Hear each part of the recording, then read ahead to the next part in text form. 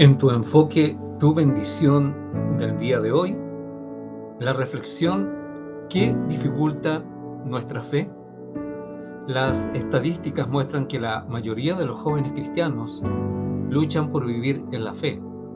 Creo que no solo los cristianos jóvenes, sino también los cristianos experimentados y maduros luchan con su fe de vez en cuando. Sin embargo, según las Escrituras, es imposible agradar a Dios sin fe. Hebreos 11:6 nos dice: pero sin fe es imposible agradar a Dios, porque todo el que viene a Él debe creer que existe y que recompensa a los que le buscan con diligencia. La forma en que Dios elige usarnos depende en gran medida de nuestra fe en Él. Cuando le pedimos algo a Dios, nuestra fe es un gran determinante de nuestros resultados. Por lo tanto, todo cristiano necesita hacer crecer su fe. Obviamente, esto es más fácil decirlo que hacerlo. Con las frecuentes pruebas y tribulaciones que enfrentamos en este mundo, en la tierra, a la mayoría de las personas les resulta difícil mantener su fe. A medida que trabajamos intencionalmente para mantener nuestra fe, aquí hay algunas cosas que debemos aprender y tenerlas en cuenta, ya que pueden obstaculizar nuestra fe en Cristo. ¿Cuáles son estas razones que impiden que nuestra fe crezca en Cristo Jesús? La primera de ellas es razones humanas. Muchas son las ocasiones en que Dios nos pide que hagamos cosas irrazonables. No son irrazonables para Él, pero dependiendo de nuestras circunstancias, no son irrazonables. Por ejemplo, con todas las cosas negativas que suceden en nuestras vidas, las guerras, la pérdida de ingresos, las pandemias, la pérdida de seres queridos, etc., es difícil no estar preocupado. Pero la Biblia nos dice que descansemos en Dios. En la historia del muro de Jericó, Dios les pidió a los israelitas que dieran 7 vueltas al muro y en la última vuelta tocaran sus trompetas y lo alabaran. Desde el punto de vista humano, ¿cómo puede tener algún impacto la combinación alrededor de la pared? Ya que los caminos de Dios no son los caminos del hombre, aprendamos a ser obedientes a su palabra, aún cuando no tengamos sentido. Número 2. Consejos negativos de otras personas. Cuando Dios nos desafía a hacer algo, tendemos a obtener opiniones de otras personas, además de las que nos dio la tarea. Todo el mundo tiene una opinión, pero la pregunta es: ¿su opinión te alejará de tu propósito? Por ejemplo, Dios te pide que dispongas de todas tus riquezas y la des a los pobres. La mayoría de la gente te aconsejará en contra de su voluntad. Pero si te vuelves a Dios, Él no solo te dará una tarea, sino que también te dará la voluntad y la manera de hacerlo.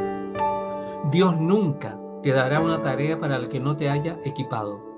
En lugar de recibir una opinión de personas que son limitadas, como cada uno de nosotros, busca a Dios para que te indique el proceder o cómo proceder.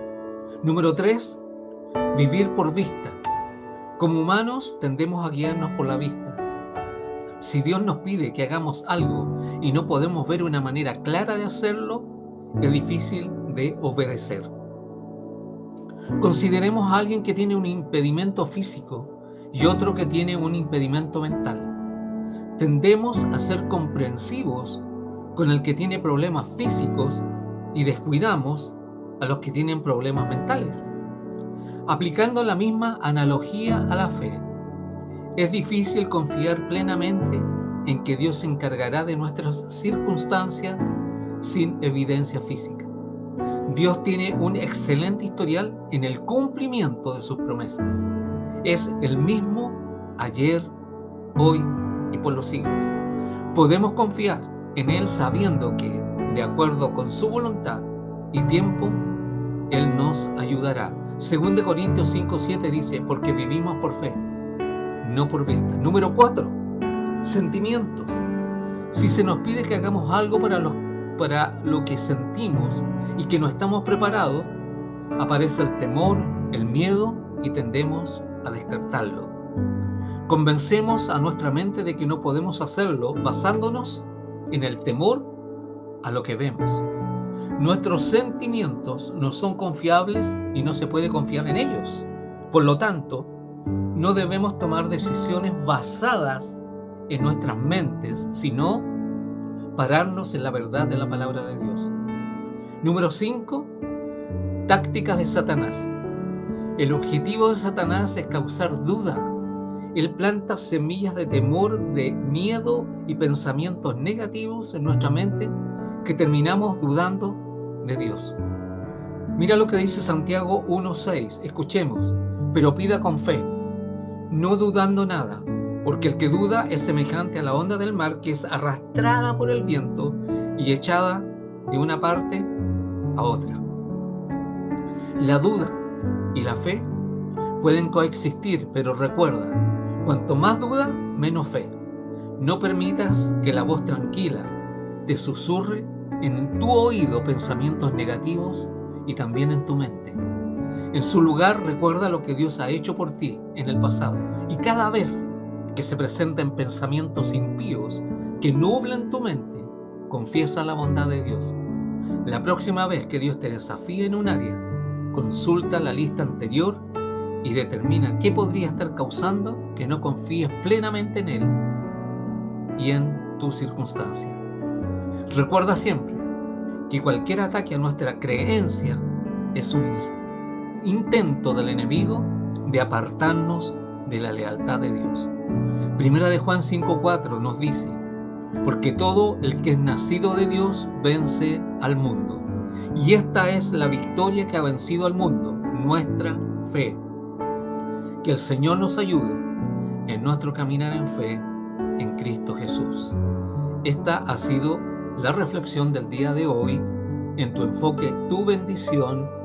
¿Qué dificulta